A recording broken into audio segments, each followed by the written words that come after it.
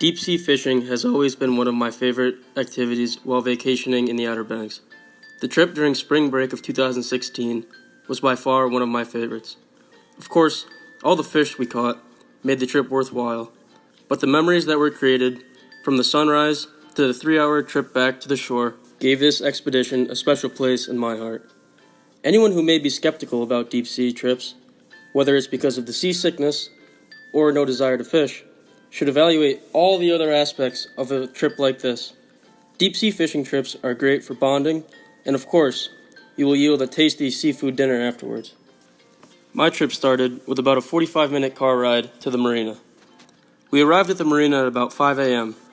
I was with my father and some of his friends, Mr. Donlan, Mr. and Mrs. Harrison, and a local we met at the marina. We were accompanied by the ship's captain and also his deckhand, whose name was Braxton. Most of the trip would be spent with Braxton as he helped us set bait and get the poles ready for fishing. Braxton was the ideal person for this job. He was young, knew what he was doing, and had great stories to share as we went out to sea. As we boarded the ship, it was still very cold and of course very dark, since it was only 5 in the morning. As we embarked on our 3-hour trek out to sea, the only sounds we could hear was the buzzing of the boat's engine and the boat itself cutting through waves like an axe would chop through a tree. All of us found a corner in the boat where we could catch up on lost sleep. However, we made sure to be awake for the sunrise. With no land in sight, only the deep blue ocean, we all watched the sun crest over the horizon.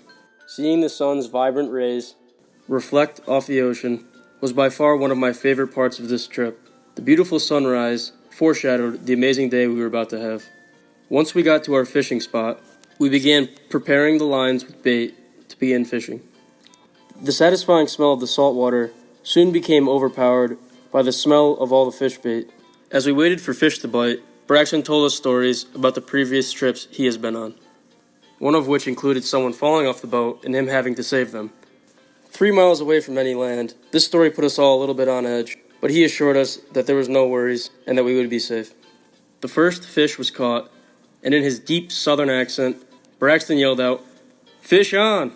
The 2 words, "fish on," was a line we would use the rest of the week.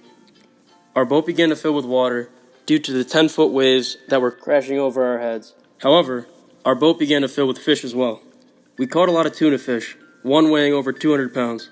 We also caught a mahi dolphin, which was one of the most beautiful fish I'd ever seen.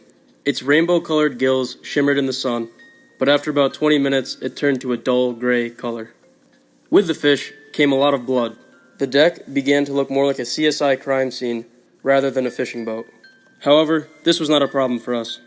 We embraced all the blood by drawing lines underneath our eyes, like we played linebacker in the NFL. The one feeling that trumped all others was the feeling of seasickness. We all knew we would encounter this feeling before we got onto the boat. At about 2 p.m., it was about 95 degrees out, and the feeling started setting in for all of us.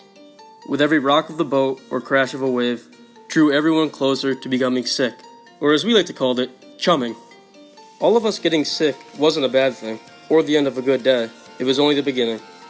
It bonded us all together and became a staple of our trip. It also made for great stories when we got back home. So to anyone who may think deep sea fishing isn't for them, I propose to you, give it a shot.